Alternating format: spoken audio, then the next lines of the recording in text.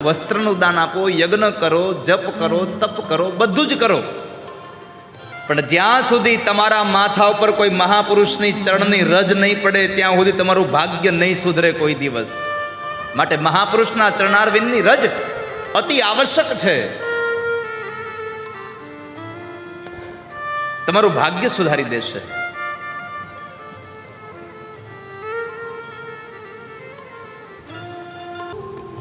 જ્યારે કોઈ મહાપુરુષોને આપણે મળીએ ત્યારે પ્રણામ કરીએ, ત્યારે એના પગને છેક તળિયા સુધી સ્પર્શ કરી અને પછી એ હાથ તમારા માથા ઉપર ફેરવો. આવું ભરતજી મહારાજે ભાગવતજીના 5મ સ્કંદમાં કહ્યું છે. વિના મહત્પાદ રજોભિષેકમ. રાજા રહુગણને ઉપદેશ આપ્યો ભરતજી મહારાજે. અહંકાર છોડીને ભગવાનનું ભજન કરજો. એ કથા બતાવી. 5મ સ્કંદને વિશ્રામ કરી 6મ સ્કંદમાં નામનો મહિમા છે. ભગવાન કરતા ભગવાનનું નામ મોટું છે.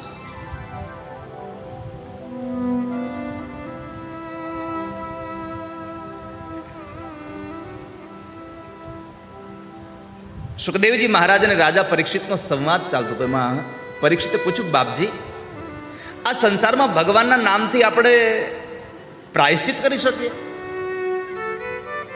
કોઈ પાપ થઈ ગયું હોય,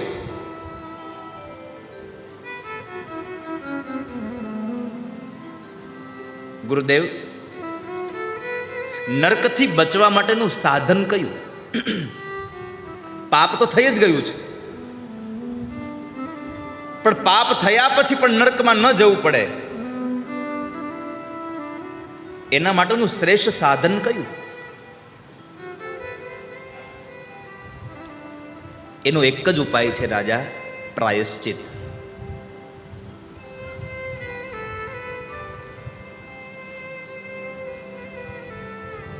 મનુસ્મૃતિમાં પ્રાયશ્ચિત માટેના વિધિ વિધાનો બતાવ્યા છે,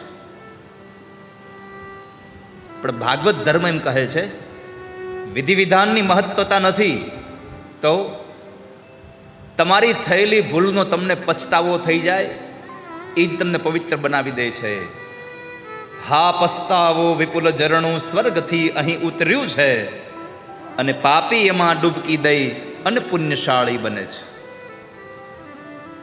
હા પસ્તાવો વિપુલ ઝરણું, તમારી ભૂલનો તમને પછતાવો થઈ જાય એ જ માત્ર એક તમારું સ્નાન છે. પાપ કર્યા પછી ગંગાજીમાં નાવા જાઓ અને છતાં પણ તમને કોઈ જરાક પણ મનમાં તમને ખેદ ન હોય કે મેં પાપ કર્યું, તો ગંગાજીનું સ્નાન પણ વ્યર્થ જાય છે. અને પાપ કર્યા પછી ઘરમાં બેસીને પણ તમારી આંખમાં આંસુ આવી જાય કે મારાથી પાપ થઈ ગયું. આ પ્રાયશ્ચિત ગંગા જેટલું તમને પવિત્ર ન કરી શકે એટલું તમારું પ્રાયશ્ચિત તમને તમારો પછતાવો પવિત્ર કરી દે છે. વાલા ભક્તો,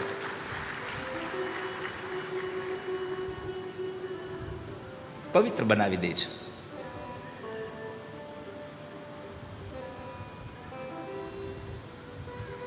તો મહારાજ, એક નામ માત્રથી કોઈનો ઉદ્ધાર થઈ ગયો એવી કોઈ ઘટના ખરી? સાંભળ રાજા, બતાવું તને કથા. કનોજમાં એક અજામિલ હતો.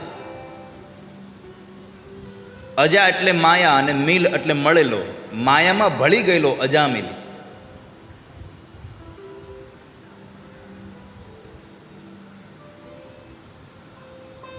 એક માત્ર દુસંગ થઈ ગયો, કુસંગ થઈ ગયો. અને કુસંગથી માણસ અધર્મના માર્ગ ઉપર ચડી ગયો. તમારો સત્સંગ તમને કૃષ્ણ બનાવવાની તાકાત ધરાવે છે, અને તમારો કુસંગ કૃષ્ણમાંથી કંસ બનાવવાની તાકાત ધરાવે છે.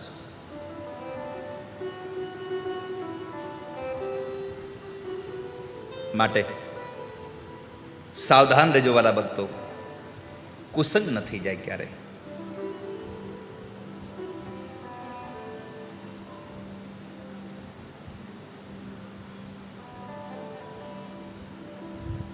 અજામિલને એના પિતાએ એક વખતના સમયે લાકડા લેવા મોકલે છે.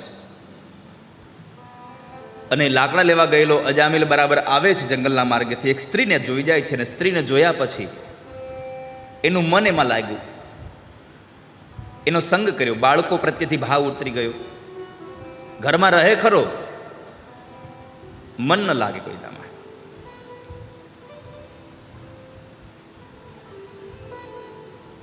વૃદ્ધાવસ્થાને આરેઠેઠ ગયો છે.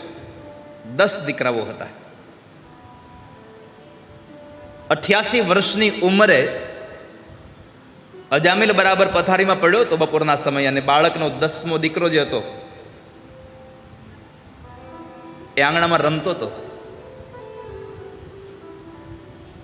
ત્યારે યમના દૂતો આવીને એને પકડે છે, કાળપાશમાં બાંધે છે. કાળપાશમાં બાંધી અને એને લઈ જવાની તૈયારી કરે ત્યારે જ્યારે મૃત્યુ સામે આવે ત્યારે ડરી ગયો. અને મરણના અંતિમ સમયે આપણને બધું એ જ યાદ આવે. ભગવાનનું નામ તો યાદ આવે નહીં. અંતિમ સમયે દીકરા યાદ આવે, પત્ની યાદ આવે, મા બાપ યાદ આવે, ભાઈઓ યાદ આવે છે.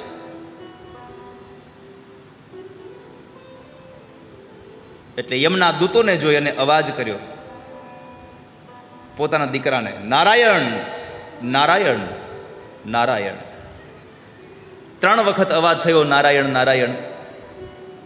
આંગણામાં રમતો તો એ નારાયણ ન આવ્યો, પણ વૈકુંઠવાળા ભગવાન નારાયણે પોતાના પાર્ષદો મોકલી આપ્યા છે કે જાઓ અજામિલને છોડાવી આવો કાળપાશના એ બંધનમાંથી, એમના દૂતોના બંધનમાંથી ને છોડાવી લાવો. ભગવાનના પાર્ષદો આવીને યમના દૂતોને કહે છે આપ ઇસે છોડ દીજીએ. ભગવાનના દિવ્ય પાર્ષદો આવીને ઉભા રહ્યા છે. કાળપાશોની સાથે યમના દૂતો સાથે વાદ કરે, સંવાદ કરે છે. આ દ્રશ્ય પડ્યો પડ્યો પથારીમાં એ અજામિલ એને જોવે છે. અને અજામિલ આ જોઈ રહ્યો છે, આ કોણ છે? ભગવાન જેવું આ કોણ છે? અને અંતે પાર્ષદોએ કહ્યું કે એમને છોડી દો તમે. કેમ? એણે અમારા ભગવાનને યાદ કર્યા છે.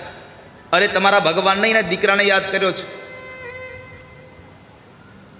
ત્યારે પાર્ષદોએ આપ સમાજને ઉપદેશ આપ્યો છે કે ભલે એ નામ એના દીકરાનું હતું, પણ નામ હતું તો નારાયણ ને. નામ નારાયણ હતું તો નામ લીધો તો એનો ઉદ્ધાર થઈ ગયો. અંત સમયે પરમાત્મામાં મતિ તો જ થાય જો જીવનભર ભગવાનને યાદ કર્યા હોય.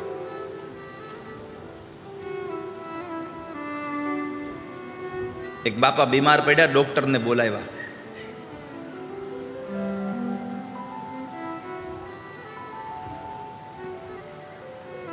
ડોક્ટર સાહેબ આવ્યા અને દીકરાઓ બધા ઊભા છે, દીકરાની વહુ બધા ઊભા છે.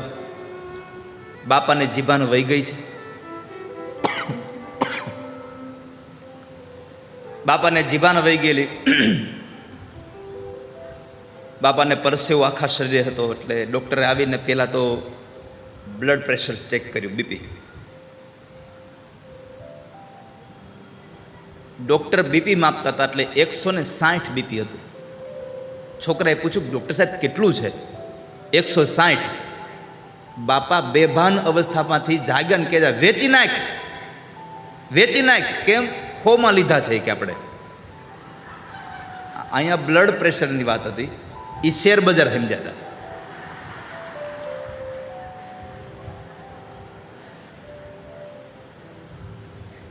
અંત સમયે પ્રભુ તો યાદ આવે જો જીવનમાં પહેલેથી ભગવાનને યાદ કર્યા હોય.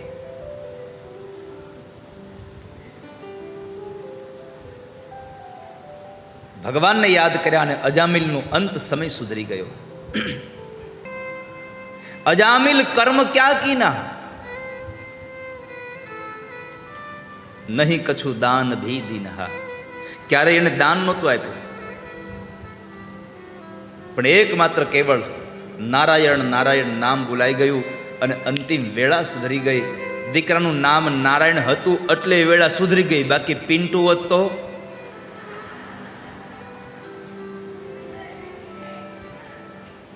નામ એવું રાખો કે અંતિમ સમયે